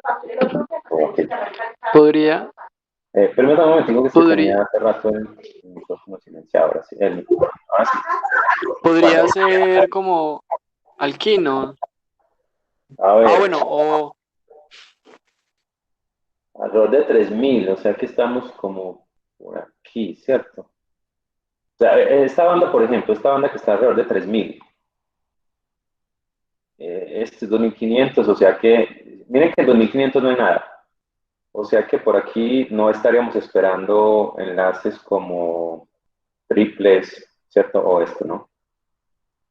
Sí, no hay enlaces dobles con oxígeno, ni con nitrógeno, ni con azufre, ¿no? O sea que ese compuesto no tiene este tipo de cosas. ¿A qué creen que se deba esta banda aquí de alrededor de 3000? Miramos acá. ¿Qué podría ser? 1H no podría ser, profe. Sí, podría ser un OH, ¿no? Que está aquí cercano. Y también toda esta banda intensa es de carbono-hidrógeno, ¿no? O sea que ese compuesto debe tener enlaces carbono-hidrógeno. Bien, entonces, si tiene un OH, podría ser, si tiene carbono-hidrógeno, también podría tener carbono-oxígeno, ¿no? Si es el caso de un alcohol. Entonces, si miramos aquí, carbono-oxígeno debería estar alrededor de, o Ese por podría debajo ser de 1500. un ¿Sí? milipedacito. ¿Un qué? Pues ese enlace de pronto desde uno podría ser el que está después del, ese que se ve como con más intensidad. Este sí, este podría ser carbono-oxígeno, ¿sí? Entonces, a este lado de acá tenemos alrededor de 1000, puede ser carbono-carbono, porque si es una cadena lineal, puede ser carbono-carbono, y este intenso de acá puede ser del grupo del OH, ¿no? Carbono-oxígeno, ¿sí? Y pues de hecho, no sé si algunos lo alcanzaron a ver, era el espectro del 1-butano. Entonces aquí tenemos las bandas de carbono hidrógeno y carbono y OH también, y a este lado de acá tendríamos el carbono oxígeno. Entonces, digamos que esa es la utilidad del espectro, ¿no? Nos permite, si conocemos cosas como lo que hay en esta tablita, nos permitiría tratar de identificar un compuesto simplemente, al menos los grupos funcionales que hay dentro de ellos. Si ya la experiencia, pues dependerá de si se usó o no con alguna frecuencia estos aspectos. ¿Alguna pregunta que tengan sobre esto? Pero una preguntita, pues ya es como más a curiosidad, Sí. que son los numeritos que están como debajo de la tabla, que dice 254, Esas son longitudes de onda en micras. Ya, Es lo ya. mismo. A ver si lo alcancé a cerrar, ¿no? Sí, este mismo, por ejemplo, mira, aquí este es 3000, ¿no? En número de onda. Y si lo pongo en micra, observen que estaría por acá como en 10. Entonces, básicamente es eso, ¿no? 3000 es por acá como, bueno, 4. Yo no sé, creo que hay una. Pero sí, es de 2.5 hasta 15. Pero este está aumentando, sí. Ese de acá sería como 2.5, o sea que ese está normal. ¿Está normal? No. Sí, es de micrómetros, básicamente. Bueno, ahora sí vamos a pasar a hablar de la instrumentación.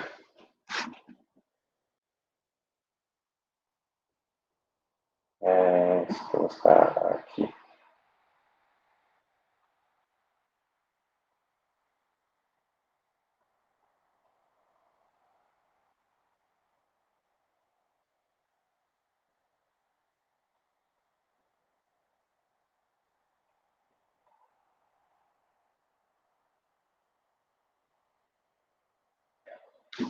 Bien, ahora vamos a hablar de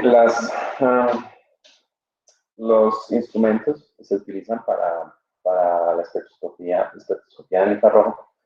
Básicamente hablaremos de las fuentes, los detectores, los sistemas de selección de longitud de onda y finalmente hablaremos de los equipos con transformador de Fourier. ¿Qué diferencia física tienen con Profe, los datos dispersivos? Sí, Mateo.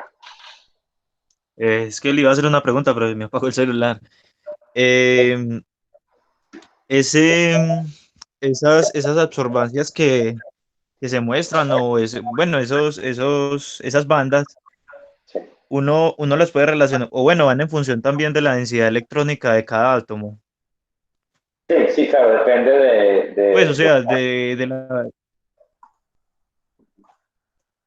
Me imagino que la pregunta es si de la abundancia que hay de cada uno de sus enlaces, ¿o qué? Pues, por ejemplo, la disposición, o bueno, la ubicación espacial en una molécula de cada átomo, pues la densidad electrónica, si va hacia un lado o hacia el otro, eso se refleja en el espectro. Sí, y eso también genera algunos cambios o corrimientos en la posición de las bandas. Aquí, por ejemplo, estos dos que no están tan lejanos en número de átomos, aquí tenemos el espectro del propano y este de acá es el de el metano. Entonces, entre los dos, la diferencia básicamente es qué tanto se repite el enlace y que, bueno, tal vez hagamos este con otro que tenga enlace carbono-carbono, porque el metano no tiene enlaces carbono-carbono, entonces pongamos dos que estén muy juntos, completan. A ver, para que veamos eso. Entonces, el de la izquierda es el del propano y el de la derecha es el del etano. Entonces, solamente se diferencian en el CH2, ¿no?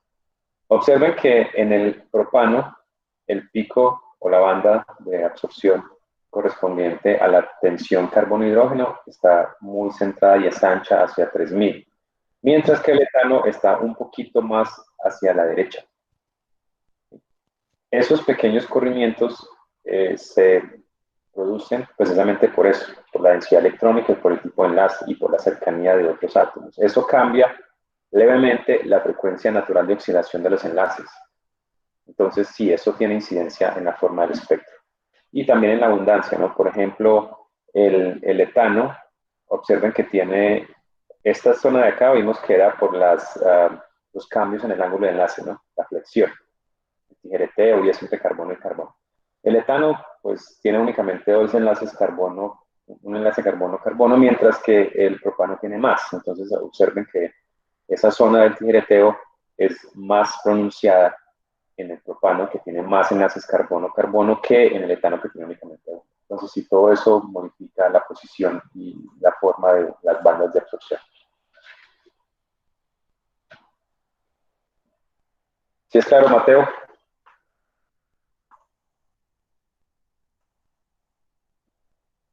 Esperemos que sí. Bueno, entonces les hablaba de la instrumentación. Vamos a comenzar hablando de las fuentes que se utilizan. Las fuentes y los detectores específicamente seleccionados para que sean capaces de reaccionar, sobre todo los sensores o los detectores, ante cambios de energía pequeños, porque ya les había dicho que los fotones de radiación infrarroja tienen un contenido energético muy bajo. Entonces, la cantidad de energía que llega a un detector infrarrojo va a ser pequeña, debido a que los fotones tienen una cantidad de energía pequeña. Por lo tanto, digamos que el sensor debe ser más sensible que los que se utilizan para otras zonas del espectro. Las fuentes de radiación del infrarrojo, en general, son sólidos que se calientan eléctricamente. Y al calentarse, pues producen radiación en infrarrojo y se incrementa la temperatura de ellos. La temperatura puede variar entre unos 1500 y 2000 Kelvin. Y las intensidades que producen este tipo de cuerpos están entre el rango de 5000 y 5900 centímetros a la menos 1. Creo que todos hemos visto algún tipo de sólido calentado eléctricamente y cómo se puede apreciar el color rojo que emite ese cuerpo. Las resistencias de las estufas y de los hornos convencionales que tenemos en nuestras casas son de un material que se conoce como nicromo. Nicromo es una aleación entre níquel y cromo. No sé si a alguno de ustedes le tocó esa aleación en la muestra final, en la muestra de absorción atómica, pero este es un conductor malo y esa es una de las condiciones para que un material sea usado como resistencia eléctrica. Debe tener una conducción eléctrica mala, ¿no?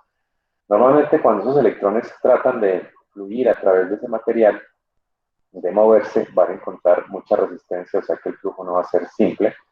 Y ese paso de esos electrones o esa corriente eléctrica a través de los átomos que constituyen ese material produce fricción que finalmente se transmite o se convierte en calor.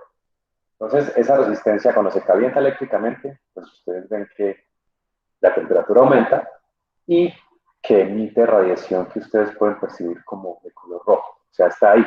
Nosotros solamente podemos ver el color rojo, pero realmente desde esa resistencia eléctrica se están emitiendo otros tipos de longitudes de onda del infrarrojo que nosotros no podemos ver, pero que están ahí, ¿no? Están siendo originados de esa resistencia. La primera fuente que se utiliza ampliamente se conoce como el emisor de Nernst. Es un material constituido por óxidos de torio, circonio, cerio, itrio o erbio. Un cilindro pequeñito, ahí están pues las dimensiones de 1 milímetro a 2 de diámetro, es un pequeño tubito, y de unos 2 centímetros de longitud. Ese material se coloca pues en un material como cerámico que permita manipularlo cuando está caliente y se calienta eléctricamente. Cuando la corriente pasa a través de ese material, se produce una temperatura de alrededor de 1750 grados Celsius. Este material entonces, al calentarse, emite radiación en el infrarrojo. Este es uno de los más usados y sobre todo porque es más durable que muchos de los que se usan, ¿no? La selección del tipo de óxido el que se constituye determinará qué tan durable es el material. Pero en general, imagínense las fuentes del infrarrojo como filamentos incandescentes como el de filamento de tungsteno, ¿no? El bombillo normal que tiene un filamento al interior y que eléctricamente se calienta cuando pasa la corriente a través de él. Lo que cambiará es de qué está hecho el filamento entre cada uno de estos. Este otro se conoce como la fuente globar y lo que cambia es que la barrita no está hecha de óxidos de litio o erbio como la anterior, sino que está hecha de carburo de silicio.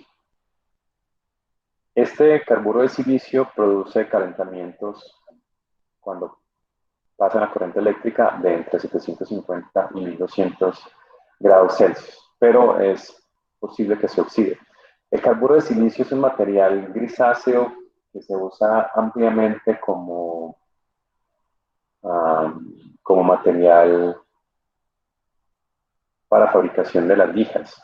Las lijas estas grises, que son lijas de agua para metal, tienen partículas de carburo de silicio. Se usa como material abrasivo. El carburo de silicio se pulveriza y se deposita sobre este papel que tiene un pegante para que la lija pues, se use después como material abrasivo, ¿no? Entonces el carburo de silicio produce también calentamiento, pero no es tan resistente como el isoprenols porque se puede oxidar. Entonces, de nuevo, la diferencia entre estos tipos de fuentes es el material en el que está hecho el filamento. Este creo que es uno de los más comunes, el filamento incandescente o de nicromo, el que ya les había mencionado, que se calienta hasta unos 850 grados Celsius. No emite una radiación tan fuerte como los anteriores, pero este material es mucho más económico y también dura mucho más. Diría que es el material más usado para aplicaciones industriales y domésticas en las que se requiere calentar algo. Yo creo que todos reconocerán este material. A ver, yo quiero mostrarles esto. ¿Han visto materiales como este que hay en esta foto, a la derecha? Que es un material de cerámica y alrededor hay un alambrito. Este alambre está hecho de nicromo, enrollado. Cuando esto se conecta a una fuente de alimentación, la corriente que pasa calienta este material. Esto creo que se conoce como un electrón, algo así, se utiliza para calentar agua. No sé si alguno lo ha usado. O las resistencias eléctricas de las duchas, estas eléctricas, tienen interiormente eso. Eso lo utilizan también en los transformadores. Los transformadores, sí, como enrollamientos, pero el problema es que el nicromo es un mal conductor. Sí, Estefanía, ¿no? Que lo usan en la casa, pero para calentar agua, ¿qué? En las peluquerías creo que lo usan mucho, ¿no? Para calentar el agua para diferentes usos. Entonces es un material muy resistente. Incluso ustedes lo pueden comprar por metros en una ferretería para varias aplicaciones. Y es muy resistente y económico. A ver, ¿dónde íbamos? Me perdí. Por acá. Bien, entonces este filamento cuando se calienta se pone rojo, si se calienta con una corriente eléctrica adecuada y emite radiación no tan intensa como las anteriores, pero es mucho más económico y durable. Estos son un poco más sofisticados. Se conoce como el arco de mercurio y básicamente es como una lámpara de estas de neón que está llena de un gas. Las lámparas estas de los bombillos, que las lámparas de neón tienen internamente vapor de neón, ¿cierto? Que se excita con el paso de la corriente. La diferencia de este arco de mercurio es que está lleno de vapor de mercurio. El vapor de mercurio, cuando la corriente pasa a través de él, lo excita, haciendo que cuando regrese al estado fundamental, esos átomos de mercurio emitan radiación. Entonces es una fuente continua de radiación en la que básicamente se coloca un tubo, se llena de vapor de mercurio y se aplica una diferencia potencial. La ventaja pues, del mercurio es que es un metal conductor, incluso cuando está en fase de vapor. Entonces, se presenta una emisión de radiación cuando pasa a través de una corriente eléctrica, se conoce como una fuente de plasma, y está usado para el infrarrojo lejano. La longitud de onda de la radiación que emite este tipo de fuente coincide con la región del infrarrojo lejano. Ese es el más conocido. Yo diría que todos conocemos un filamento, una lámpara de wolframio, y se usa para la región del espectro de infrarrojo cercano. Esto está, incluso este tipo de radiación emite luz desde el visible, incluyendo el infrarrojo cercano. Los fotómetros que tienen para ultravioleta visible y también parte del infrarrojo usan este tipo de fuentes. Un bombillito con un filamento de wolframio o de tungsteno, esto es lo mismo, ¿no? Entonces esta es mucho más barato, pero el problema es que esta lámpara no es tan durable, ¿no? Tiene una vida útil más reducida. Esta fuente de láser de dióxido de carbono es otro sistema mucho más específico. Básicamente consiste, si pueden ver, parece un condensador dentro de otro, de un interior lleno de carbono del CO2 y el nitrógeno, y dos electrodos que están al interior. El funcionamiento de esto podríamos decir que es muy parecido al de una lámpara de cátodo hueco para absorción atómica. Es decir, dentro hay gases que se excitan cuando pasa a través de entre el ánodo y el cátodo, hay una diferencia potencial. Esta diferencia potencial, primero lo que hace es excitar los átomos de las moléculas de nitrógeno. Entonces, aquí en la siguiente está descrito el funcionamiento. Entonces, los electrones de la corriente eléctrica que circula a través de entre el cátodo y el ánodo chocan con el N2 y ese choque los lleva a un estado excitado vibracional. El nitrógeno, recuerden que es inactivo en el infrarrojo, porque el nitrógeno es una molécula diatómica con un momento dipolar de cero. La diferencia de electronegatividad es cero, entonces no hay un dipolo. Por lo tanto, si este átomo regresara al estado fundamental, no lo haría emitiendo radiación en infrarrojo, porque no es activo ante él.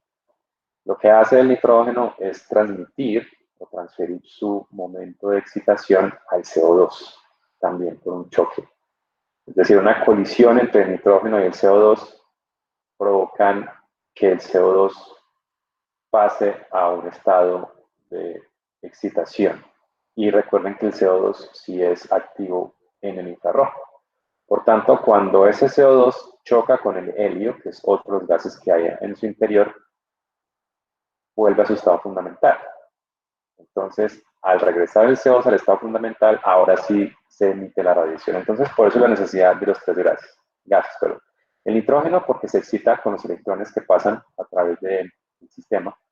Luego este nitrógeno choca contra el CO2 y hace que el CO2 se excite. Luego el CO2 choca con el helio, que está también allí, y al regresar al estado fundamental emiten la radiación. Específicamente, este tipo de fuente pues producirá las bandas que el CO2 sea capaz de producir. Por eso es una fuente que se usa específicamente para aplicaciones en las que hay compuestos que tengan enlaces como carbono-oxígeno. Es decir, es una fuente específica, por ejemplo, para aplicaciones en medición de contaminantes atmosféricos, en los que se espera pues que haya compuestos que tengan enlaces entre carbono y oxígeno. Esta es como una representación de la fuente o el tipo de radiación que se emite en una lámpara de estas, en una fuente de láser de dióxido de carbono. Las líneas son más o menos entre unas 100 líneas que están espaciadas pequeñas y digamos que el rango en el que se producen estas es entre 900 y 100 centímetros a la menos 1. Si recuerdan, este rango correspondía a los movimientos de flexión de carbono-oxígeno. Pues precisamente en esta zona es donde se emite la radiación que proviene de esta lámpara, que es cuando el CO2 vuelve a su estado fundamental. Se emplea principalmente para cuantificar contaminantes atmosféricos y la determinación de compuestos de ese tipo, ¿no? Porque recuerden que entre 900 y 1100 habían absorciones de otros grupos funcionales, no exclusivos del CO2. Por eso, pues, se puede extender un poco la aplicación de esta fuente. Compuestos que tengan amoníaco. Ahí en esa zona también está la flexión entre el NH, butadieno, benceno, etanol, dióxido de nitrógeno. Recuerden que también aparecía el enlace carbono-oxígeno en esa área, ¿no? Entonces, cualquier especie que absorba entre 900 y 1100 por cualquier interacción, principalmente de flexión, puede ser usada como aplicación para esta lámpara de dióxido de carbono. Bien, esos son los principales detectores, pero las principales fuentes que se utilizan. Entonces, en general, los tres primeros eran filamentos de diferentes materiales que se calentaban eléctricamente. Estaba pues el de vapor blanco de mercurio y el de dióxido de carbono, que eran pues ya aplicaciones un poco más específicas. Los detectores deben ser sustancias que reaccionen rápidamente. Y sobre todo, si recuerdan lo que les dije, que la intensidad de la radiación que se produce por los fotones infrarrojos es muy baja, los detectores deben ser muy sensibles. Son de tres tipos principalmente: los detectores térmicos, los detectores piroeléctricos y los detectores fotoconductores. Los térmicos y los piroeléctricos reaccionan básicamente a cambios en la temperatura, mientras que los fotoconductores son materiales que producen corrientes eléctricas cuando fotones de radiación de diferente tipo chocan contra ellos. Los fotómetros dispersivos utilizan principalmente los dos primeros. Recuerden que los dispersivos son los que tienen sistemas de selección de longitud de onda, mientras que los de transformada de Fourier utilizan detectores fotoconductores. Digamos que es la clasificación de ellos. Vamos a ver pues en detalle cada uno de ellos. Los detectores térmicos son dispositivos que miden el incremento de la temperatura. Aquí pues tenía unas ecuaciones rayadas ahí, pero creo que es más fácil que los veamos aquí en una fita aparte. Vamos a poner azul. Básicamente hay una absorción de calor. Recuerden que básicamente una absorción de calor que se traduzca en un cambio en la temperatura se conoce como calor sensible, ¿no? Recuerden que el calor sensible es el que genera un cambio en la temperatura. Los que no generan cambio en la temperatura cuando hay absorción de calor son porque se presentan cambios de fase, y recuerden que se llaman calores latentes, ¿no? De fisicoquímica, por allá también lo recuerdo. Recuerden que el calor sensible se transmite o se transfiere a una masa determinada de acuerdo a esta ecuación, que es el calor sensible es igual a la masa del cuerpo que está absorbiendo la radiación por su capacidad calorífica a presión constante y por la diferencia de temperatura. Entonces, básicamente, lo que sucede es que los fotones de radiación infrarroja producen un calor que es pequeño, ¿no? Pues debido a que la energía asociada a esa longitud de onda es muy pequeña, ¿no? Eso ya lo hemos visto anteriormente. Por lo tanto, si yo lo que quiero es medir esto, hacer una medición de la diferencia de temperatura, pues entre más pequeña sea esa diferencia de temperatura, más difícil va a ser medirla. Por lo tanto, si yo despejo de ahí la diferencia de temperatura, eso sería el calor transmitido dividido entre la masa y el C sub P. Esta es la relación entre la diferencia de temperatura y las magnitudes involucradas en esa transferencia de calor. El problema es que el calor es pequeño porque está relacionado con energía proveniente de los fotones de radiación infrarroja. Entonces, la única forma de que yo pueda maximizar, es decir, que la diferencia de temperatura sea grande, es disminuyendo la masa. Si yo hago que mi detector o el punto donde llega el haz de radiación tenga una masa pequeña, pues la diferencia de temperatura será más grande, ¿no? Y eso lo podemos ver en esta ecuación. Si mi punto o el sensor tiene un tamaño grande, pues la diferencia de temperatura va a ser menor y es más difícil medir diferencias de temperaturas muy pequeñas. Entonces, estos sensores básicamente son puntos de un área muy pequeña. Porque un área muy pequeña significa un área con una masa más pequeña. Entonces, lo que se hace es disminuir el área del sensor. Y también el espesor, un espesor también pequeño. Es decir, cualquier cosa que me permita tener una masa pequeña, que es la masa que se está calentando o enfriando, me permitirá hacer una medición mucho más sensible. Entonces, eso es básicamente lo que se escribía acá. Los detectores térmicos son dispositivos que miden el incremento de la temperatura y ese incremento es por la absorción de radiación. Entonces, aquí por eso hablan de un pequeño cuerpo negro. A ver si se alcanza a ver este rojo, a ver si pequeño. Pequeño por eso, ¿no? Entonces dice la potencia de una haz de radiación es pequeña, miren, alrededor de 10 a la menos 7 a 10 a la menos 9 watts.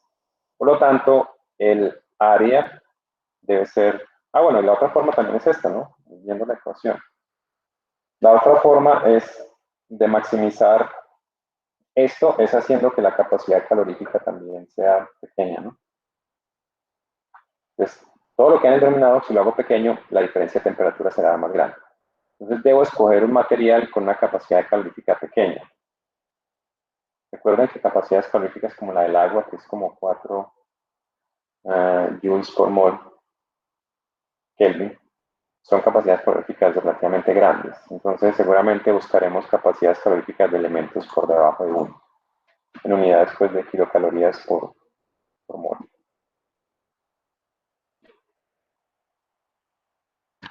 La idea entonces es reducir el tamaño del elemento y el espesor. Esto lo que hace es disminuir la masa, ¿no? Los cambios de temperatura, aún así, bajo esas condiciones, son muy pequeños. El primer grupo de esos detectores térmicos se conoce como un termopar. Termopar, o también conocido como una termocupla. Estos son lo mismo, termopar o termocupla es lo mismo. Básicamente una termocupla o un termopar consta de un enrollamiento de dos metales o de dos alambres metálicos de diferentes materiales. Aquí pues hablan específicamente de bismuto y antimonio, pero también hay otros que se clasifican dependiendo del material en tipo J, tipo K, tienen constantán, bueno, diferentes aleaciones. Pero el principio es el mismo. Cuando estos dos metales se enrollan juntos y ese punto que es conocido como la junta o el enrollamiento se somete a una diferencia de temperatura, o se calienta o se enfría, el proceso físico, porque es un proceso físico que sucede por la diferencia en las conductividades térmicas de los dos materiales, produce una diferencia potencial. Entonces, básicamente, lo que al final se mide es una diferencia potencial. Entonces, esta es una figura muy simple de esto. Tenemos la diferencia, aquí están representados los dos alambres de diferente color, son dos metales diferentes, esta es la unión o la junta, cuando se somete a una fuente de calor, en los extremos de esos alambres se produce una diferencia potencial, que es lo que finalmente se mide. Entonces aquí hay un resumen como de la cadena de medición. La radiación infrarroja transmite calor a la junta. En la junta se genera una diferencia de temperatura. Y esa diferencia de temperatura genera una diferencia potencial en los extremos de los alambres. O sea que finalmente lo que se mide es una diferencia de potencial que es proporcional a la intensidad de la radiación infrarroja. Entonces, este es el esquema de medición de una termocupla y la forma pues, en la que se usa. Se mide una diferencia potencial, pero que está relacionada directamente con la intensidad de la radiación que incide sobre el punto de la junta. Es posible que cuando se use un detector de estos, un termopar, bien, la diferencia de temperatura que se pueda producir es del orden de 10 a la menos 6 Kelvin. Si piensan un momento, es una diferencia de temperatura muy pequeña, pero el rango de diferencia potencial que se produce es este, entre 6 y 8 microvolts. Entonces, necesitamos un sistema o un voltmetro o un medidor de potencial eléctrico muy sensible. Básicamente, la sensibilidad de este detector depende del voltmetro o el medidor de potencial, o conocido en el bajo mundo como el voltímetro. Realmente el nombre es voltmetro, no voltímetro. Aunque pues aquí en la figura aparece voltímetro, esa fue la que encontré. Bueno. Entonces, termopar es un enrollamiento de dos alambres de diferente conductividad térmica, que cuando se somete a una diferencia de temperatura, produce una diferencia potencial. Y ese es el principio de este primer detector, un detector por termopar o termocupla. Los volómetros son básicamente resistencias eléctricas que dependen de la temperatura. Estos son sensores que utilizan la medición de la resistencia eléctrica para medir la temperatura. Entonces, nuevamente, el ciclo como de medición sería algo como este. Tenemos la intensidad de la radiación infrarroja, produce una transferencia de calor. Cuando esto incide sobre el elemento pequeñito que estamos midiendo, esto provoca una diferencia de temperatura. Y esa diferencia de temperatura lo que provoca es un cambio en la resistencia eléctrica. Tal vez podríamos representarlo como un cambio en esto, ¿no? Debido pues a que ohm, pues la omega es la unidad de medida de la resistencia eléctrica. Entonces, básicamente, lo que se hace es medir el cambio en la resistencia eléctrica y esto está indirectamente relacionado con la intensidad de la radiación. ¿Sí? Este es el principio de estos elementos conocidos como volúmetros. Lo que pasa con la resistencia eléctrica, si aumenta o disminuye con la temperatura, es lo que origina estos dos grupos, los conocidos RTDs o los termistores. Entonces, básicamente, en general, ¿saben qué sucede con la resistencia eléctrica cuando la temperatura aumenta? ¿Qué creen? ¿Que aumenta o disminuye? En general, porque pues aquí vemos que hay dos materiales que hacen lo contrario. En un conductor eléctrico, si se calienta, ¿aumentará la resistencia eléctrica o disminuye? ¿Qué creen ustedes? Yo digo que aumenta la resistencia eléctrica. A ver, aumenta la temperatura, aumentará la resistencia eléctrica. Podemos pensar un momento en lo que sucede en los materiales que se usan para calentar, como el nicromo, ¿no? Recuerden que el nicromo es un material poco conductor, ¿sí? Cuando yo trato de conducir corriente eléctrica a través de un material de esos, el resultado es calentamiento. Es decir, si aumenta la temperatura, es porque una mayor cantidad de corriente está pasando por él. Eso significa que en estos materiales la resistencia eléctrica disminuye cuando la temperatura aumenta, ¿no? En los metales es al contrario. Por ejemplo, si yo tengo un metal de un buen conductor, como el cobre o como el aluminio o el platino, cuando yo caliento ese material, la resistencia eléctrica también aumenta, como decía Juan David. Entonces, dependiendo de qué material constituya el volúmetro, pues habrá algunos en los que un aumento en la temperatura también aumenta la resistencia eléctrica. O estarán aquellos en los que al aumentar la temperatura, la resistencia eléctrica disminuye. Y básicamente la clasificación puede estar en el material. Cuando es un material conductor, metales principalmente, se presenta eso. La resistencia aumenta con la temperatura, resistencia eléctrica, ¿no? Y en los semiconductores, o también conocidos como resistencias eléctricas, ocurre lo contrario. Cuando aumenta la temperatura, la resistencia eléctrica disminuye. Este, por ejemplo, es la representación de un RTD. RTD significa resistance, a ver, RTD. Um,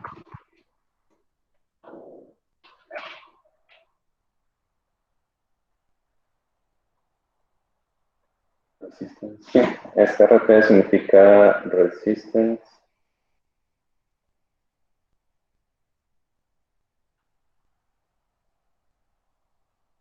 detector, como un detector de temperatura por resistencia, RTD. Este material entonces, cuando se calienta, acá la resistencia eléctrica que se mide entre las dos puntas de lo que lo constituyen aumenta también.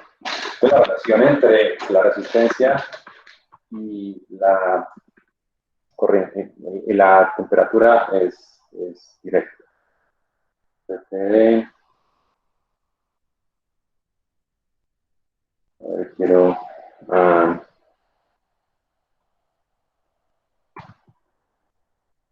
vamos a ver si encuentro una figurita por acá que permita esa relación. Bueno, sí, aquí hay varias. Entonces, esta es una de las figuras. Esta. Vamos a visitar esta página. Entonces, este es un RTD. Y aquí está pues cómo se usa, pero lo que quiero mostrarles es esto. La resistencia eléctrica en ohms aumenta casi linealmente con la temperatura. Entonces, si yo dispongo de un dispositivo para medir la resistencia eléctrica, entonces puedo calcular la temperatura. Si yo conozco, por ejemplo, la pendiente de esta ecuación, yo podría hacerlo, ¿no? Y pues incluso hay tablas. Bueno, en general, por ejemplo, hay algunos tipos de resistencias de este tipo que se conocen como PT100. PT100. A ver si por acá hay un PT100.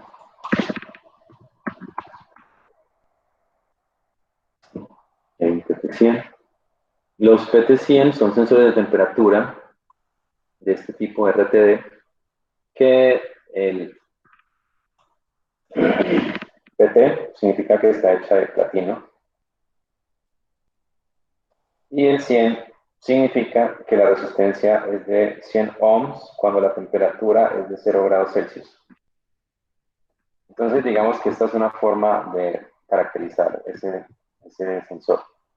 Se conoce como una PT100 porque está hecha de platino y porque a 0 grados Celsius la resistencia eléctrica es de 100. Y tiene un comportamiento más o menos lineal. Hay tablas en las que se pueden encontrar esas, a ver, PT100, tabla, vamos a ver si la encontramos.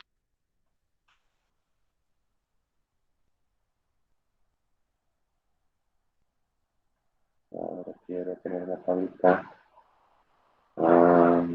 No, caí en un aviso. Sí, era un anuncio.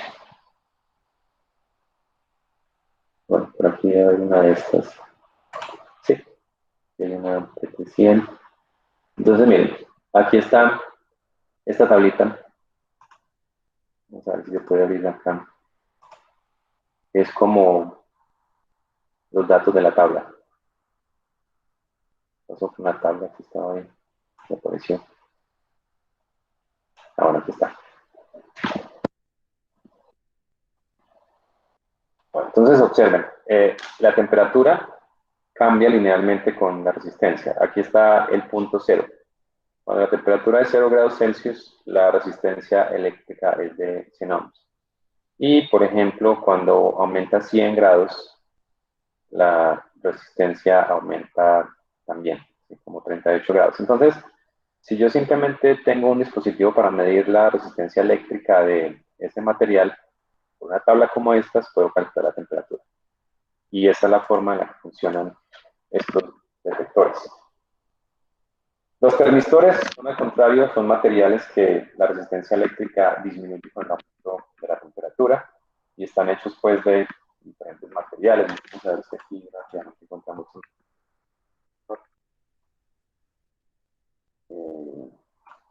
una tabla de un termistor cualquiera, o al menos una gráfica, bueno, cualquiera de estas nos serviría para ver qué comportamiento es inverso. Entonces, se alcanzan a ver en esta, por ejemplo, cuando la temperatura es 0 grados Celsius, la resistencia de este termistor es de 35. Y miren que a medida que la temperatura aumenta, la resistencia eléctrica disminuye. Entonces, básicamente, la diferencia entre los dos es esa. Mientras que en uno aumenta, en el otro disminuye la resistencia eléctrica. Y los termistores están hechos de semiconductores, mientras que los RTDs son metales conductores. Esa es la diferencia. Creo que ya estos detectores piroeléctricos continuaremos la próxima clase. ¿Qué preguntas les quedan de esta última parte de la clase?